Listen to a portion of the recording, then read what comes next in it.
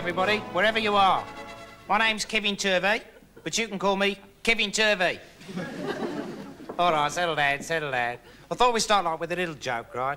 Because this week I've been investigating death. Death. The grim rapist. What is it? Where is it? Why is it? You could even say, is it? You could say anything. Like, a lot of people say anything. I mean, like, the other day, right, I went round to see Teresa Kelly. It's like this girl that I know. Well, not like her. I mean, she is her, you know. I hope she is. Anyway, I'm a bit of trouble if she wasn't anyway. So I decided to go and see her on the bus, right? Decided not to go in a car, like, because then I'd have to get, like, loads of money together and book up a load of lessons and buy a car. It's just too much trouble. So I went straight down to the bus stop, right, and started to wait. And just as I'd almost finished waiting, right, this bus started to come up the hill. I thought, great, I hope this is a 64, like. I really hope it's a 64. And sure enough, it was. I thought, great. Well, it's bound to be a 64, really. Because only the 64s come up that way. But I stuck my hand out to stop it, and it went straight past. Straight past. I thought, well, I can't actually say what I thought, you know, because like, there's this rule at the BBC that says that you can't actually talk properly, you know. You have to pretend to talk the way that people who invented TV 50 years ago used to talk, like when they were at dinner parties pretending not to swear. It's a very good rule. I don't quite know why they have it. I think it's probably to save money or something like that. Anyway, it's a very good rule. But it wasn't too bad, you see, when the bus went past, and I thought this word, because another bus started coming up the hill. Another 64, right? Not the same one, you know, because that had gone away. The same one, right? If he turned left down Latimer Crescent, right, and told all his passengers, everybody, get off now, get off the bus, very fast. And then he whizzed round the block, right, with an empty bus. Then it could have been the same one. But, like, they don't do that, do they? Or if they do, I haven't noticed, anyway. Does it? So anyway, I got on this bus and I went upstairs because I wanted to look out the window, you know. And they got loads of windows up there, so it's a good place. So I sat up there, sitting there for about, I don't know, 5 minutes, I suppose, looking at things, trees, houses. And the bus conductor came up. I said, 12, please. And he says, what have you got against the Irish? I said, I've got nothing against the Irish. And he says, oh, ha, ha, very funny. Look at him sitting there covered in sick. And everybody started laughing at me. And I wasn't covered in sick at all. It's a new anorak. So I don't know what they were laughing at. I think they're probably laughing at what they thought I might have looked like if I was covered in sick, right? But anyway, I just ignored it for the rest of the journey. But anyway, all that about the bus isn't important, right? I got round to Teresa's house, right? I decided not to knock on the door, you know, because they got this bell, right? I thought I'll use that. Got my finger out and pressed the bell. And almost immediately, there was a pause of about a minute, 10 seconds, and Mrs. Kelly came to the door. I opened it up, she says, all right, Kevin. I says, all right, because I was, you know. I don't think they... She says, all right. I says, is Teresa in? And she says, aha, well, that's where you're in for a bit of trouble, isn't it, Kevin? Because she's out walking the dog. And I know that their dog died in 1977. I know that, because he's buried under my onions. Not like the onions in my kitchen, right? The ones I grow in my garden. Well, I don't grow them, you know, they grow themselves. God grows them. Anyway, that's a different question, isn't it? So how could she possibly have been walking the dog? Unless it's had puppies. And how could it? I would have noticed that the onions had been disturbed. So basically, what I'm trying to say is that if you go around to a girl's house, right, and she's not in, then don't count on her being in love with you. All right?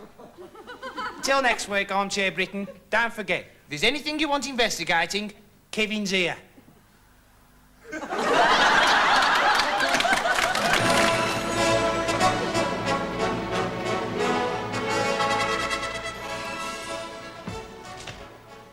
Good evening, everybody. Kevin Turvey here. Kevin Turvey, the man who really investigates everything properly.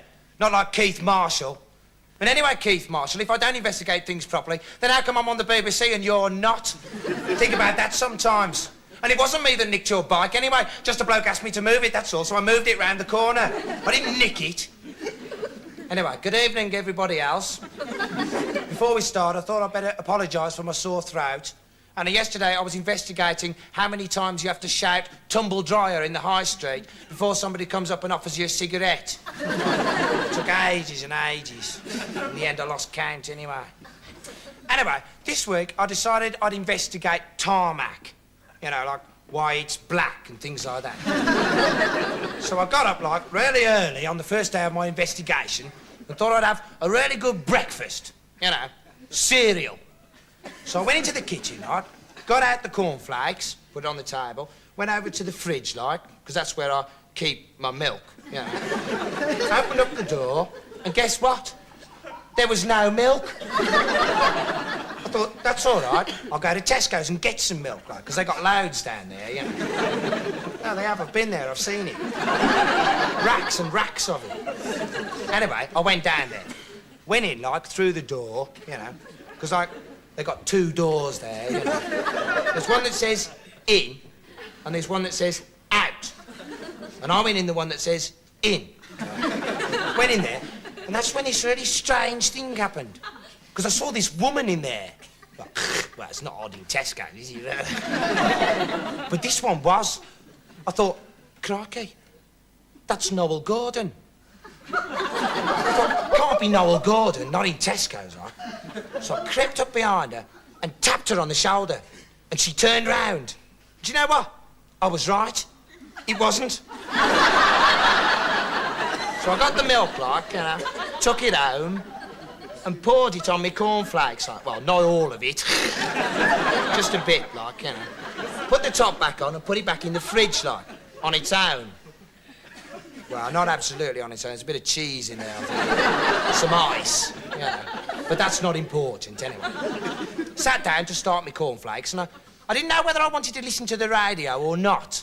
So I put on Radio 1, you know. And I started eating my cornflakes, and I just had a few cornflakes, about 15 or 16 cornflakes. I wasn't counting, you know. Well, you don't, do you? Oh, I don't, anyway. I'd be stupid if I did, Well, I just had a few cornflakes, and there was this knock at the door. I thought, that's someone at the door, right? So I got up, I went round the table and down to the end of the hall, where I keep my front door. And you know them little holes, like, that you can look through and see everybody all big outside, you know? Well, I haven't got one of them. So I opened the door, like, and it was the postman with a telegram. He says, Kevin Turvey, I've got a telegram for you. I said, oh, great. He says, I hope all your family's died in a really painful car accident. I said, why? What have I ever done to you? And he smashed me in the face. So I got up, like, really quickly, grabbed the telegram and slammed the door, right? Opened it up, knocked the door, like, you know, the telegram. Stupid if I opened up the door again. And I read it, and it said, Kevin Turvey, do not investigate tarmac. Investigate work. Love, the BBC. So that was a lucky break, wasn't it? Could have spent the whole week investigating the wrong thing. Till next week, Armchair Britain, don't forget, if there's anything you want investigating, Kevin's here.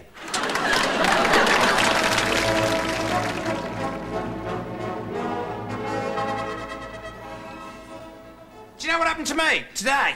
I was standing outside Tesco's, right, like looking after a dog for a mate, you know, just minding my own business, and this bloke came up and tried to put 10 pence in the top of my head. I said, what do you think you're doing? He says, you're not blind.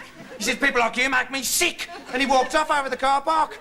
And I watched him all the time and he wasn't sick. He was a liar. Anyway, this week I've been investigating the media. It hasn't been much of an investigation. Only took me about 4 hours to look it up in the dictionary, that's all. Because it's quite near the back, you know, it's quite a long book, you know. And it's, all it means is, like, television and newspapers, that's all. So I didn't have anything to do for the rest of the week. So I just didn't do anything.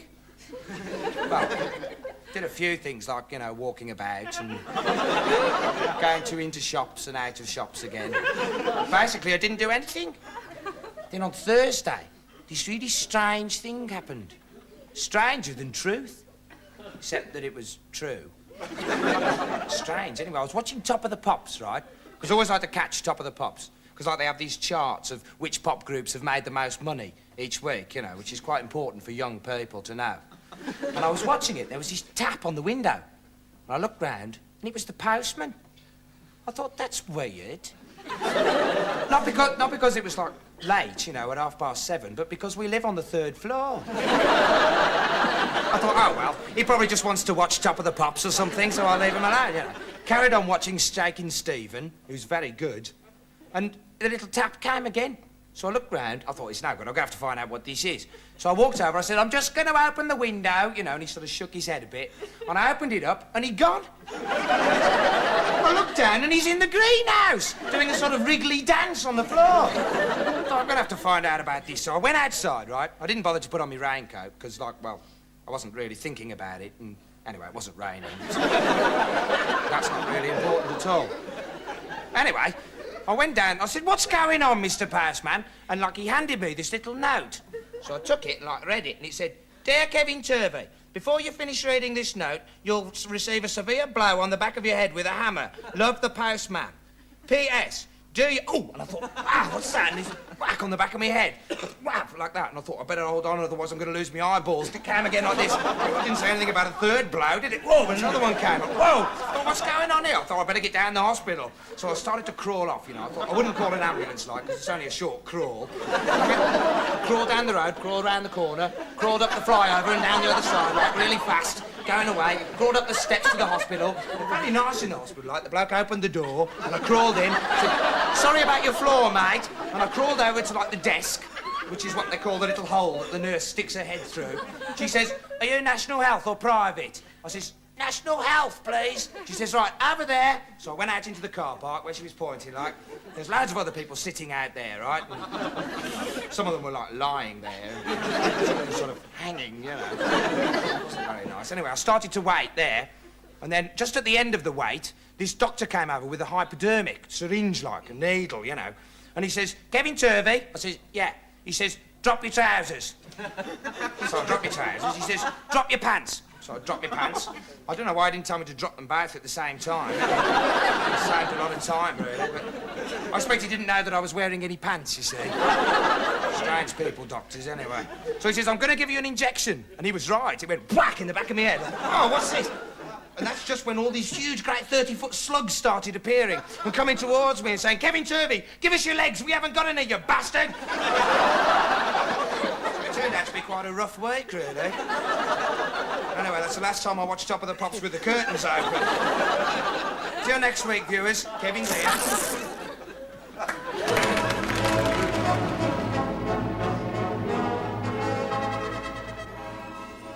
Good evening. Where's the cameras? What? Well, you might have told me to change the whole studio around. You know I'm in a hurry. Yeah, and the same to you with bogies wrapped round it. Listen, good evening. My name's Kevin Turvey, and I'm an investigative reporter and all that. But and this week I've been investigating advice, right? Which is like another word for help. Well, it's not really, not if you're drowning anyway. I mean, you don't swim there going, advice, advice! I mean, they just shout, swim, you plan A! And then you drown, don't you? So it's no good, well, unless you want to drown anyway. But that's not important. The thing is, I haven't got time for my report, right? Because I just met this bloke outside in the bushes, right? I was just doing some investigating into leaves, you know, how come they grow on trees and what they taste like when you smoke them and things like that. Anyway, and he says, psst, are you Richard Baker? I says, no, I'm Kevin Turvey, which is like true, you know. And he says, listen, can you give this... And he gave me this, right? He gave me this clock. He says, can you give this to Ian Trethowan? Yeah, Ian Trethowan, who's like the leader of the BBC. And he says, because he's got to have it any minute now. I don't know why. I think it's the play school clock or something like that. I said, can't you give it to him? He says, no, I can't. I've got a headache, you see. So I said, well, look, I've got to do a report in a minute. He says, it's more important than that. Give it to him now. You've got 2.5 minutes, and now I've only got a minute. So listen, I'll tell you a story, right? Once upon a time, there's this fish, right, who lives in the bushes by the BBC, and he meets this prince who's called Kevin. And I've just been handed this note. Right, and he marries the prince, and they have lots of babies, and things packed in now. Work, you bogey gobbler! Come on! Listen, I'm going to have to go to a watchmender's. So I'll leave you with this little joke, right? What do you say to a man who's got no arms and no legs if your watch is broken? Have you got the time on your cock?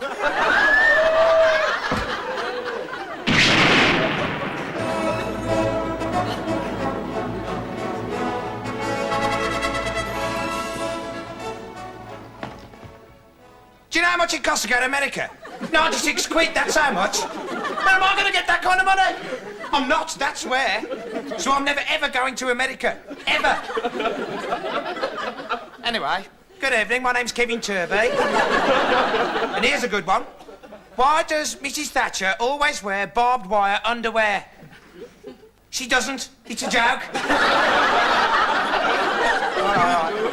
I thought, you see, this week's subject is sex, which is slightly embarrassing. So that's why I thought I'd start with a bit of a joke, right? Well, not a bit of a joke, like a whole of a joke. Bit of a joke would be no good, really. Not unless it was the funny bit. Anyway, so this week I thought, how am I going to find out all about sex? And I thought, I know, I'll become a prostitute. So that's what I did, right? I went out and bought myself a handbag. Well, it wasn't a real handbag, it was like a plastic bag. But I stretched out the handle so it looked like a handbag, and put it on my shoulder and hung around outside Tesco's, right? For about a day. And then my first client came along. He was disguised as a policeman. He sidled up next to me, right? And he says, excuse me, have you got the time? Which is like prostitute's code. And I said, about 16 quid. And he said, you trying to be funny? And I said, all right then, 10 quid. And that's when he started punching me, right? It was about the 7th or the 8th punch, I think. Might have been the 9th. Anyway, it was about then I thought, he doesn't realise I'm a prostitute. So I started to run, right? And I ran straight into Tesco's and tripped over this big basket they got in there. And I thought, brilliant! Of course, a basket. That's what I should do. I'll invite Teresa Kelly over to supper and have sex with her afterwards. Really, because I've got all the things at home. I've got sausages and potatoes, gravy, furniture. I've got loads of things at home. I mean, windows and all sorts of things. But it was just the food that I was thinking about at the time, right? And also, this friend of mine, right, Keith Marshall, well, he would be my friend, like, if I liked him, you know. He said that if you want to have sex with somebody, the thing to do, right, is to get some aphrodisiac, which is like this food that you eat that turns you into a sex maniac. And apparently, the best kind you can get is powdered rhino's horn, right? Well, they don't sell it in Tesco's. I don't think there's much call for it in Redditch, you know. So I thought, well, I know what I'll do. I'll get a file and I'll go up to the zoo and get some for myself. And I thought, well, that's no good. I'll be there all afternoon. And then it might be quite dangerous anyway. I mean, what if the rhino didn't realise I was just powdering his nose for an aphrodisiac, you know? I thought I was insulting him or something. I thought, no, I'll use soap powder. It's much the same. It comes from the same animal, doesn't it? So that's what I did. I went home and, like, prepared everything, put it on the plates, cooked it, put it on the plates and laid out the table, put a candle in the middle of the table. Didn't really need to light it, because, like, we've got this strip lighting anyway in the kitchen, so it's nice and bright in there anyway. And I thought, right, everything's ready. I better invite Teresa Kelly before the food goes cold. So I went over to the phone and picked it up, right, dialed the number. I won't actually, like, tell you what the number was, because it's not important. It'll just waste time if we start talking about telephone numbers. And she answered. I got the number right. And she said, hello? I said, Teresa Kelly? This is Kevin Turvey. Would you like to come over and have supper with me? What we're having is potatoes and gravy and sausages with nothing on it at all. And then have sex with me afterwards. And she said, well, I'd like to, Kevin, but I've just been hit by a bus and I'll be in a coma until Wednesday. It's always happening to her, that. So anyway, I didn't find out anything about sex, I'm afraid. I can't really tell you. But I did find out that eating aphrodisiacs makes you violently sick. So anyway, until next week, viewers, don't forget, if there's anything you want investigating, Kevin's here.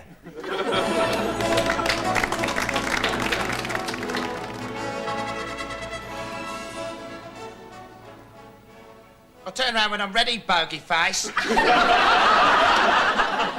Good evening, I suppose. I thought I was supposed to have this week off. They said to me at the beginning of the week, this week, Kevin, it's relaxation and taking it easy. You know, general leisure. I thought, great, I spent the week in bed.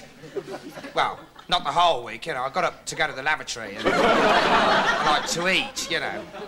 Well, you got to eat, you know, otherwise you can't go to the lavatory. So I had a great week, you know. And I woke up this morning about 11 o'clock, you know, because I've got this alarm clock, right? It's a great alarm clock. It's great, because if you set it right, the little buzzer goes off, right? And then you stretch your arm up to turn it off and it pours boiling water all over your arm. It's very refreshing, it's great. It works every time. So I was sitting up in bed, like changing the bandages on my arm this morning, and there was this hammering at the door. Like I thought, hello, someone's in a hurry.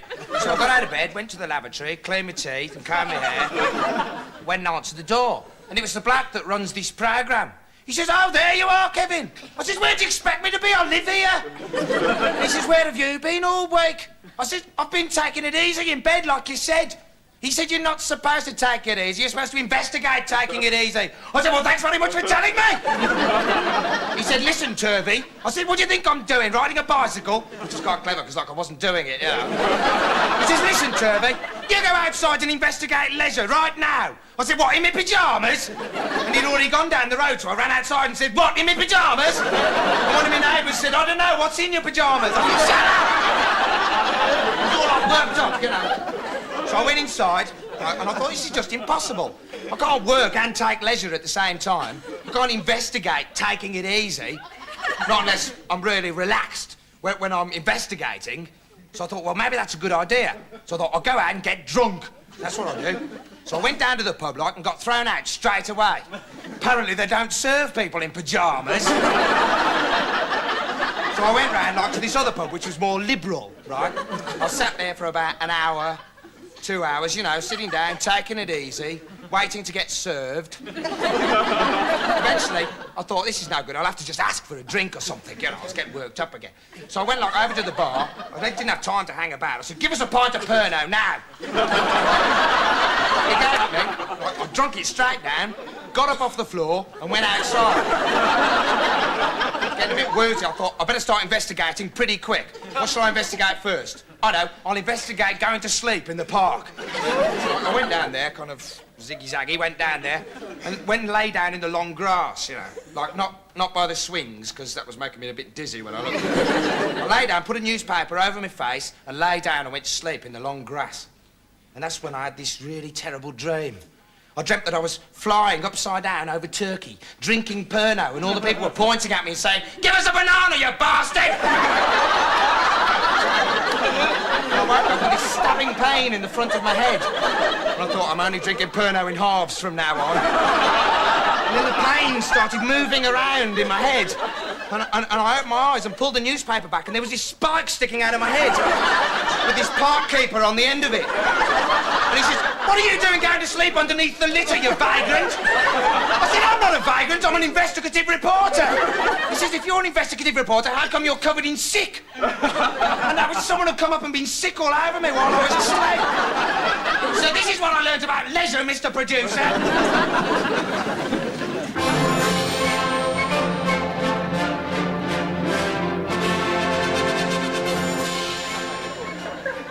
Good evening, Britain. Tonight, I'd like to talk about shark fishing. But I don't know the first thing about it. So I'm going to have to talk about something else, I think. And anyway, the BBC have asked me to talk about sex again. So, sex, that's my topic for this week. And as you can see, Kevin Turvey. Yeah, but apart from that, what you can see as well is that I've been doing a lot of research into this problem. I've been to the swimming pool. I've been to the dirty bookshop. I've been to the Undertakers. That was a bit of a miscalculation, really. Well, the Undertakers is like next door to the dirty bookshop, you know. And I wasn't concentrating very hard at the time. No, but they were very helpful in there, you know. I went in, I said, good afternoon, my name's Kevin Turvey, and I'm mainly interested in sex. And they gave me a few hints, like, you know. They weren't hints about sex, really, so much as hints about banging your head on a coffin and getting thrown through a window by undertakers. Which was okay, you know, but it wasn't really what I was investigating this week, you know. And I had to waste quite a lot of time looking for a chemist to buy some bandages, you know. Do you know how much bandages cost? Nah, nor do I. Well, the chemists were closed. It took me 3 hours to find that out. What a waste of time. And you know me? Well, you don't. Well, I know me, anyway. But if you're someone like me, right, then time is money, as they say. Although I don't quite know who they are that say it. They're probably clockmakers, I suppose, and bank managers. Certainly ain't bank robbers. You don't get a bank robber going into the bank and saying, all right, mate, give us the time. Hey, come on, give us the time and no funny business. Are you flicking the bees at me? Look, these ain't the V's, this is a gun, all right? Well, they look like the V's to me, mate. Look, just hand over the money, all right? Stick it all in this bag, all right? And no monkey business. What, you mean like going, I'm a monkey? Yeah, that's the kind of thing. Now, are you going to cooperate, or do I have to start getting strange? No, I ain't going to cooperate. Not until you prove that that's a gun. Go on, fire a bullet with your V's, mate. Listen, mate, I'm a dangerous criminal, and I ain't got much time. All right, then, so fire a bullet, Scarface. This isn't a scarf, it's a beard. All right. Look, just stop wasting time, mate. All right, and fire a bullet with your V's or get out of it, all right? Right, I will. Bang! What do you think about that, mate? What do I think about what? What do I think about you going bang while your fingers is waggling? I think it's pathetic, that's what I think about it, basically. Get yourself a real gun. All right, then I will. Martin, give us a gun, will you? Right, mate, what do you think about that? Stick 'em up. All of 'em. Blimey, OK, mate. Wait a minute. No, you stick 'em up. No, I said it first. You stick 'em up, you twat. No, you stick 'em up. I got a gun, mate. Listen, Well, I think you get the basic point, anyway. Thank you, Martin. Oh, dear.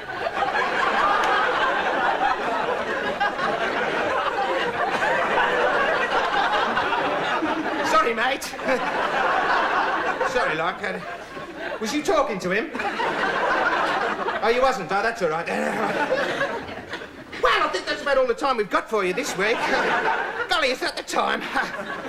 So, I'm afraid I'm going to have to leave you there, you know. I mean, all great things have to come to an end, don't they? I mean, look at the M6, you know. Well, I mean, don't look at it now, you know, but when you're up there, have a look at it, because it's a great road. You know, it's at times like this, I'll always remember what Teresa Kelly once said to me. She said, why don't you sod off, Kevin Turvey? And, you know, I think I know what she meant. So until next week, this is Kevin Turvey saying, do up your trousers, keep your shoes clean, and don't tell anyone you saw this programme, all right?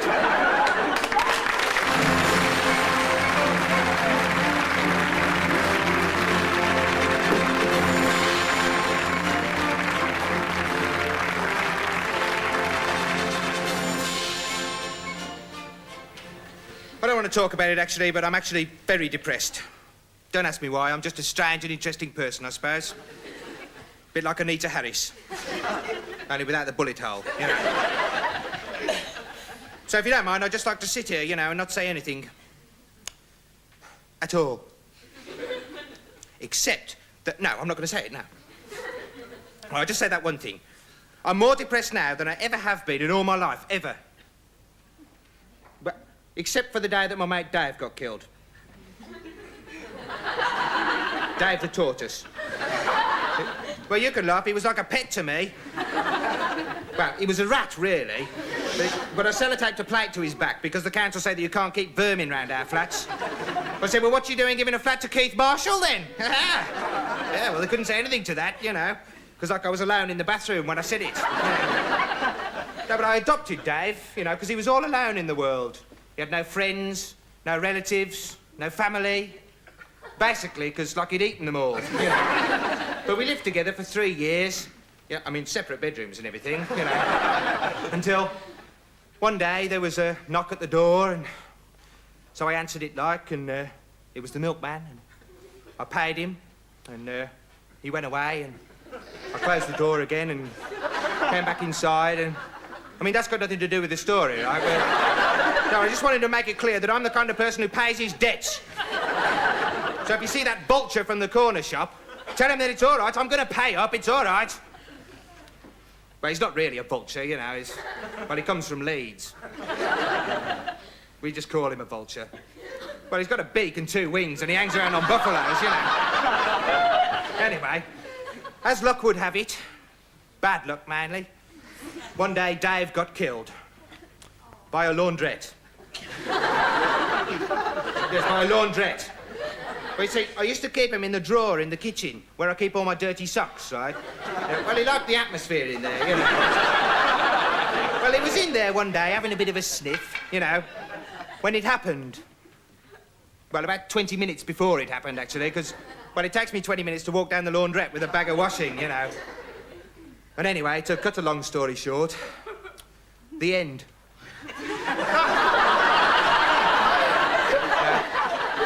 No, that's cutting it a bit too short, I think. To cut a very short story a little bit longer, you know how when you're an animal and you accidentally get put in a washing machine with a load of dirty washing, and the washing machine fills up with water so you can't breathe, and you want to breathe, then you drown. Any chemist will tell you, you know. Well, that's what happened to Dave. Because, like, the cycle lasted half an hour. And apparently he couldn't hold his breath that long. Or if he could, well, he just forgot how to, you know. Anyway, you've got to be philosophical about these things, haven't you? That's why I've decided to kill myself. Now, this is it. Goodbye, Britain.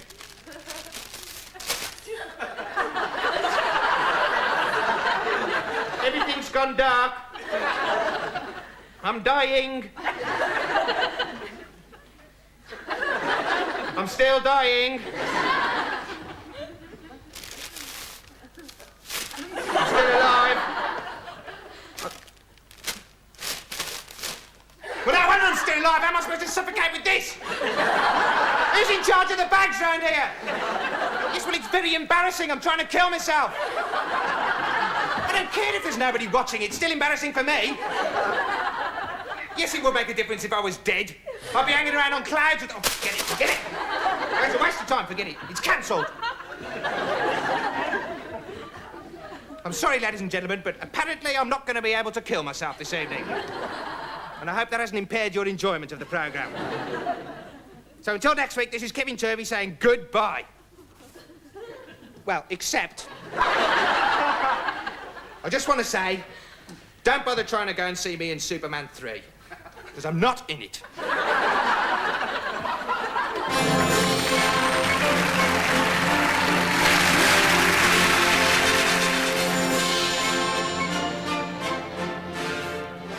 Guess what happened to me today? You never will. Not in a million years.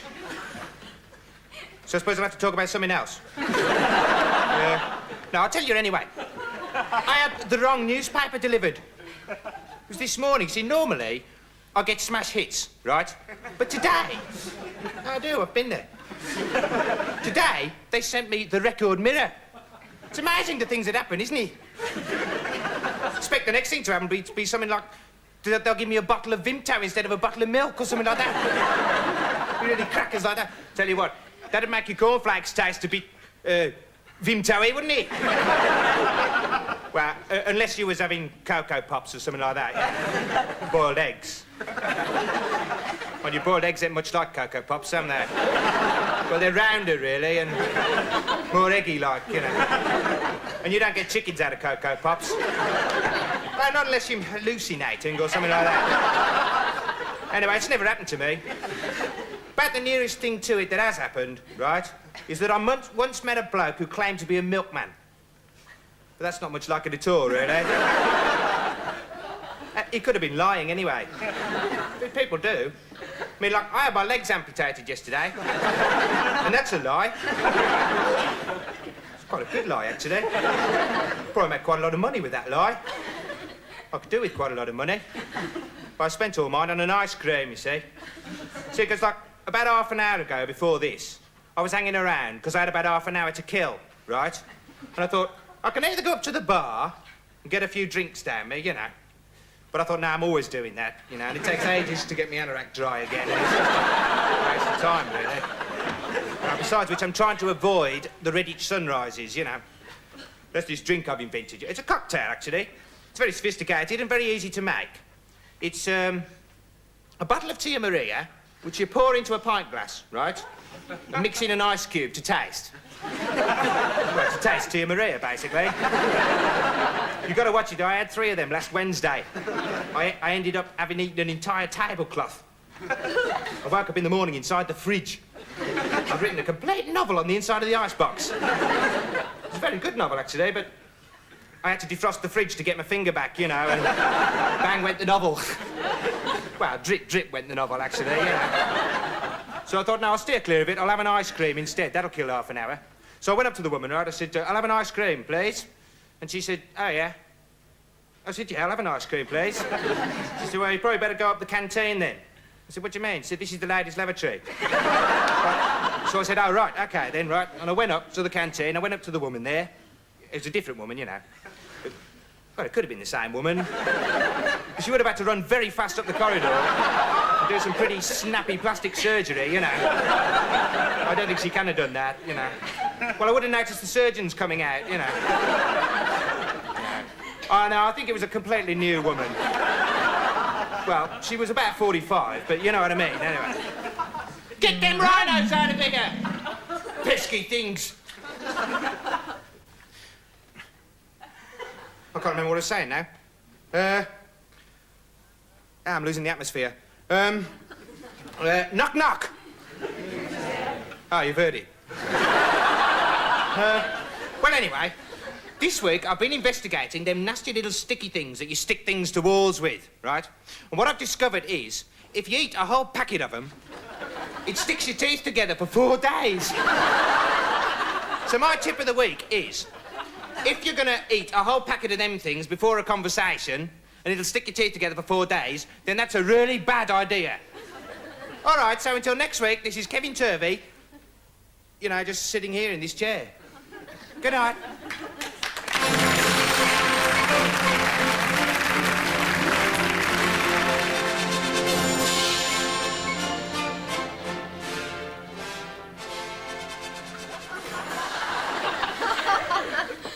Good evening. This is Kevin Turvey. There's something different about me this week, isn't there? Can you spot it? I've had a haircut. No, that's not it, is it? What can it be then? That's right, I'm not here. I have completely disappeared and become utterly invisible.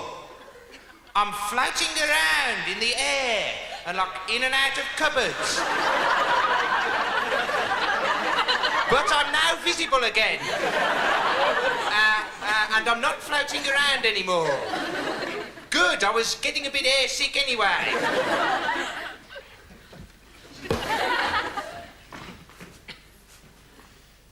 Good evening, Britain. That was an investigation into the nature of the supernatural.